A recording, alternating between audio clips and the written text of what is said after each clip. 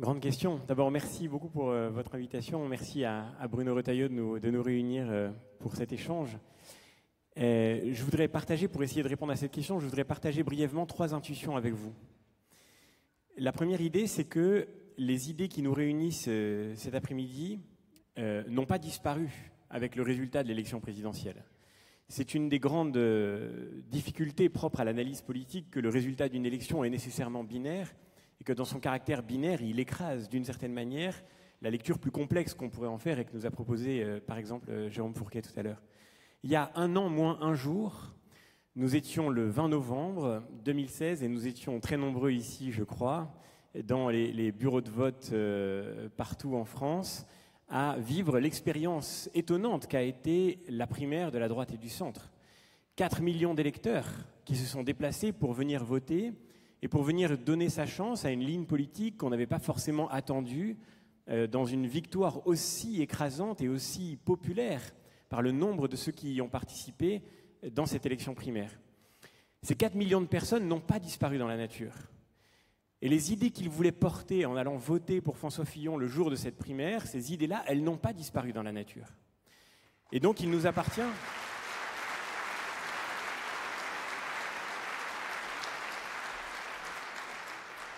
Il nous appartient, j'en suis convaincu, de leur donner, nous en sommes tous convaincus ici, c'est pour ça que nous sommes là, de leur donner une traduction dans la vie politique de notre pays dans les années qui viendront. Et ça n'est pas le succès d'Emmanuel Macron, ni même le raz-de-marée qu'il a objectivement opéré sur nos institutions de manière très, très inattendue, qui doit nous faire oublier la force de ces idées qui nous avaient rassemblés si nombreux et qui, encore une fois, sont toujours pertinentes et sont toujours d'actualité. D'abord parce que nous savons très bien que cette élection a été marquée par une succession de péripéties qui étaient totalement étrangères au débat d'idées.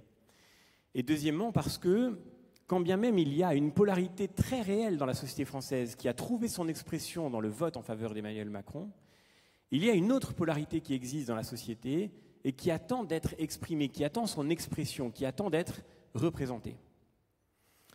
C'est la première intuition. La deuxième intuition, c'est que, pour autant, ça ne suffit pas.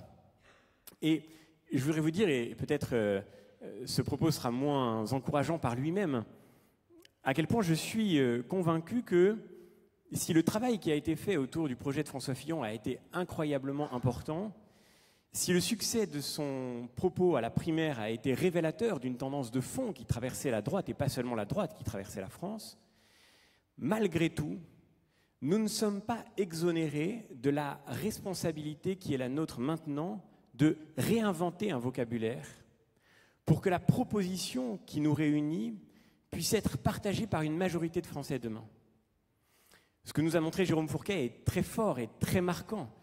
Et dans cette défaite de la droite, il entre évidemment pour une très grande part l'image que François Fillon a fini par avoir auprès notamment des électorats les plus modestes de notre pays à la suite de la succession d'actualités dont nous savons tous à quel point elle a ébranlé en profondeur la proposition qu'il portait.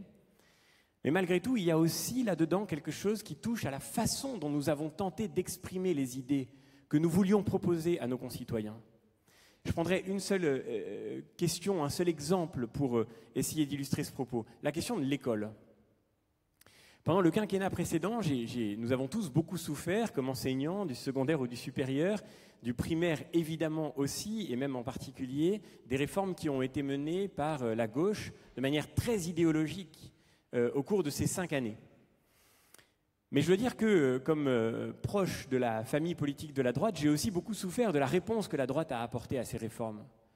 Et quand j'entendais des grands responsables de la droite dire « nous combattons cette réforme du collège », parce qu'elle est égalitariste, ce vocabulaire me semblait à la fois totalement inexact sur le fond et totalement inapproprié sur la méthode. D'abord, ces réformes qui ont été menées par la gauche n'étaient pas égalitaristes, au contraire, en sapant la transmission de notre héritage, en cassant encore plus la transmission de notre culture, ces réformes condamnaient de plus en plus de jeunes à l'échec scolaire, et les jeunes qui sont condamnés par elles sont les jeunes des classes les plus défavorisées et les plus déshéritées.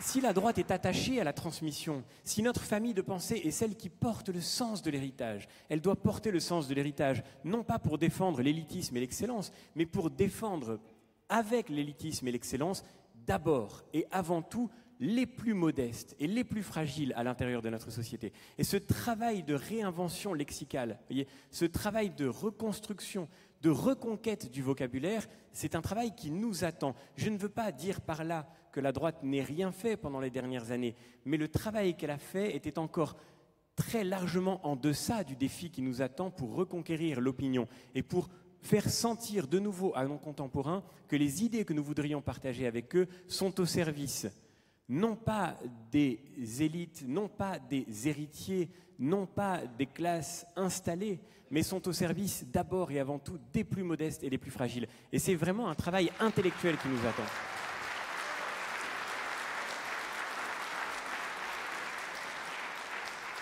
Mais de ce point de vue-là, ça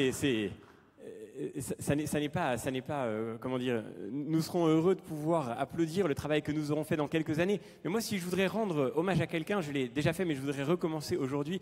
Il y a quelqu'un à droite qui a toujours porté la conviction que le défi politique majeur pour nous était d'abord le défi intellectuel. Et c'est Bruno Retailleau. Il est parti, mais c'est pas grave. Parce que Bruno Retailleau, on en parlait avec Mathieu Boccoté pas plus tard qu'hier, c'est un oiseau rare sur le terrain politique. C'est le seul qui puisse, en pleine campagne présidentielle, avec les responsabilités que vous lui avez tous connues, alors même que l'actualité bat son plein, qu'il est à la télévision matin, midi et soir sur des sujets d'une complexité redoutable, c'est le seul qui puisse, quand vous le croisez au milieu de la journée, vous dire « Est-ce que vous avez lu le dernier livre de Laurent Bouvet ? C'est vraiment passionnant ». Mathieu me disait hier, si Force Républicaine ressemble à Bruno Retailleau, dans 3 ans, ce sera un club de lecture. Et de fait, même si le propos était sans doute excessif, parce qu'il y a là un enjeu proprement politique, malgré tout, le défi qui nous attend, c'est vrai, c'est d'abord le défi d'un travail intellectuel que nous devons reconnaître humblement n'avoir pas assez investi au cours des dernières années. Ma deuxième intuition, c'était celle-là.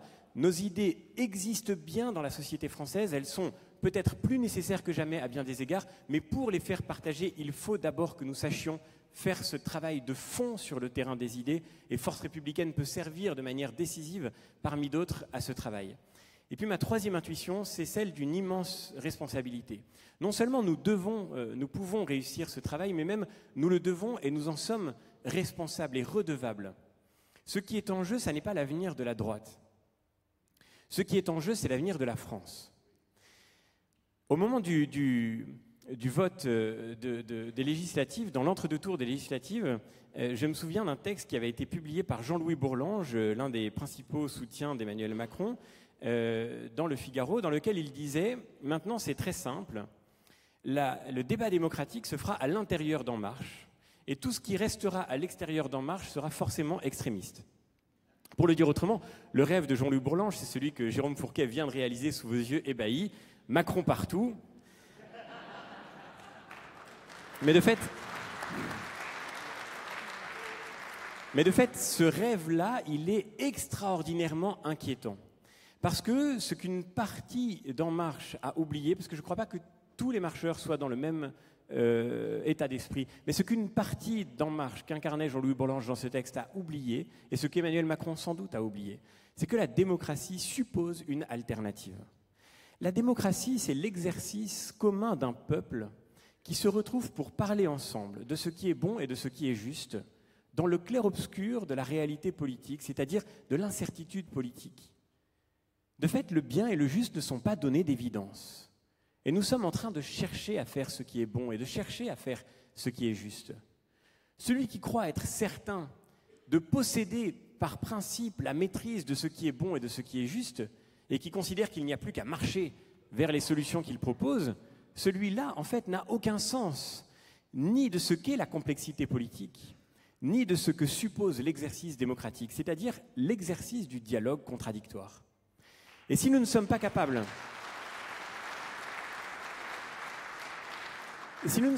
de sortir de la caricature dans laquelle on voudrait nous enfermer, si nous ne sommes pas capables de résister au sectarisme inouï, vous l'avez remarqué, de notre nouveau président, les expressions qu'il utilise pour qualifier ses opposants, on ne les aurait jamais pardonnées à Nicolas Sarkozy, qui était considéré comme très clivant, mais qui jamais ne se serait permis de dire que tous ceux qui ne sont pas de son avis sont soit des extrémistes, soit des fainéants, soit des extrêmes, soit des envieux, soit dans tous les cas, ce qui est, j'en suis sûr, quelle que soit la case dans laquelle vous vous rangez de ces différentes qualifications, animé de passion triste, n'est-ce pas?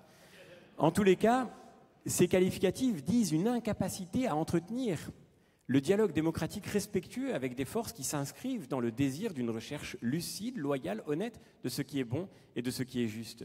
C'est une grande chance pour nous que Laurent Bouvet ait accepté de venir parler ici cet après-midi. Et il faut admirer son courage parce que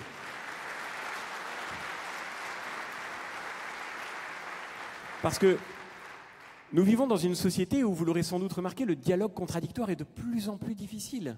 On vous a déjà accusé le jour du Trocadéro d'être une poignée de militants radicalisés. Alors maintenant, pour que vous soyez encore là cet après-midi, c'est que votre situation est désespérée.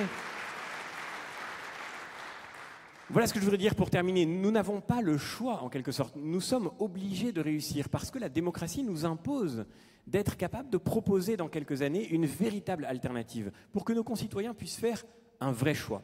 Et de fait, cette alternative, nous la voyons se dessiner d'une manière peut-être plus satisfaisante. Laurent Bouvet parlait de la recomposition en cours et au fond, cette recomposition, elle a certainement trait justement à la fin du marxisme, à la fin de cette polarisation politique peut-être un peu artificielle qui avait été introduite sur le champ magnétique des forces politiques par l'apparition de l'URSS et donc l'obligation pour chaque famille de pensée de se situer à l'est ou à l'ouest du mur de Berlin. Maintenant que le mur de Berlin s'est effondré, peut-être le clivage gauche-droite peut revenir à sa source. Peut-être peut-il revenir à sa signification première. Et Emmanuel Macron, en ce sens, c'est vrai, peut rendre un très grand service à la démocratie française. S'il assume d'incarner une forme de progressisme absolu, alors dans ce cas, peut-être restera-t-il une place pour que nous puissions penser la place de tous ceux qui considèrent qu'il y a quelque chose à transmettre, que non, on ne peut pas opposer brutalement l'ancien monde au nouveau monde, et que tout ce qu'il y a de nouveau dans le monde se fait toujours par la réception de ce qui nous a précédés, que notre héritage culturel, que notre héritage naturel mérite d'être reconnu, d'être respecté, et que c'est par là qu'un monde vivable et qu'un monde familier est encore ouvert à nous et à ceux qui nous suivront. Et si nous ne savons pas reconstruire cette proposition d'idées, on peut déjà prévoir le spectacle de la vie démocratique française tel qu'il commence à se dessiner, tel qu'il s'est présenté déjà pendant cette élection présidentielle. Jérôme Fourquet nous a montré à quel point, et c'est une véritable tragédie que les cartes qu'il nous a présentées, à quel point le clivage politique a fini par s'assimiler à des réalités sociologiques. L'élection de 2007, c'était la victoire des géographes. Parce que quand il n'y a plus d'idées pour rassembler les Français, alors on se détermine selon ses intérêts catégoriels. Mais se déterminer selon des intérêts catégoriels, créer un vote qui oppose d'un côté les ouvriers, les employés, de l'autre côté à ceux qui sont mieux insérés, à ceux qui sont plus favorisés, un vote qui oppose les centres-villes au périurbain, un vote qui oppose le monde urbain au monde rural, c'est la fin de la démocratie, c'est la fin de la politique, ça s'appelle la guerre de tous contre tous, ça s'appelle la lutte des intérêts individuels ou catégoriels, la lutte des intérêts communautaires ou communautaristes contre lesquels Laurent Bouvet, et c'est ce qui réunit les républicains de force républicaine et ceux du printemps républicain, si la société française se dissout dans l'opposition des communautés d'intérêts ou des communautés de conviction, alors dans ce cas, nous aurons abdiqué le sens de la politique et de la démocratie, qui est autre chose qu'une rivalité d'intérêts. Il faut que demain, notre proposition